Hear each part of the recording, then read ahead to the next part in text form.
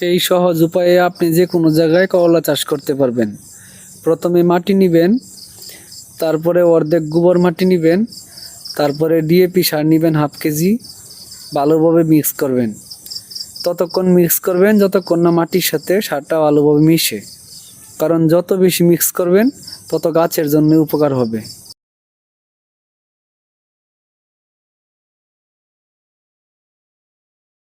তারপরে একটা বস্তা নেবেন, বস্তার মধ্যে মাটিটা সুন্দরভাবে ভরবেন।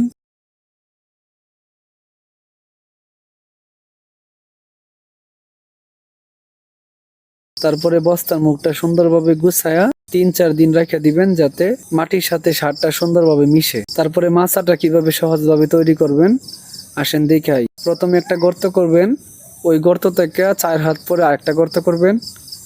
যত বেশি লম্বা মাচা করতে চান তত বেশি লম্বা করে এভাবে 4 হাত পরে পরে গর্ত করবেন।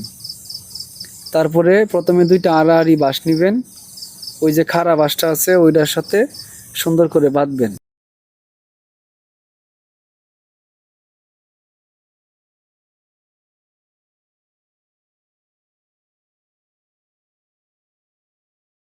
তারপরে ওই পাশে আবার ঠিক এভাবে আড়াআড়ি করে সুন্দর করে বাঁশগুলো বাঁধবেন।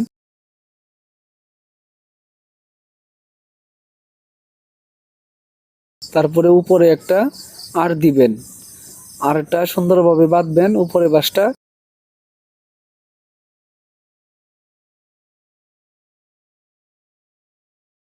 ঠিক ওই পাশেও সুন্দরভাবে বাঁধবেন। তারপরে প্রয়োজন হলো জিআই তার কিংবা নষ্ট কারেন্টের তার কিংবা বর সুতা, মাটি থেকে আধা হাত উপরে বাঁধবেন।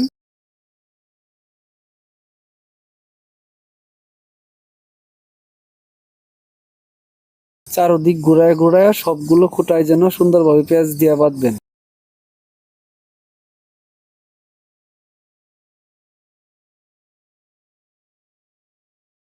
তারপরে প্রয়োজন হলো জাল, জালটা প্রথমে উপরের আড়ে বাঁধবেন।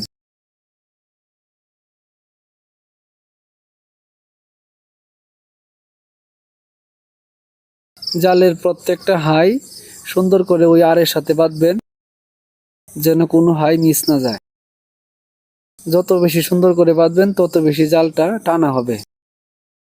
তারপরে ওই আড়াআড়ি বাঁশের সাথে পেঁচায় বাঁধবেন।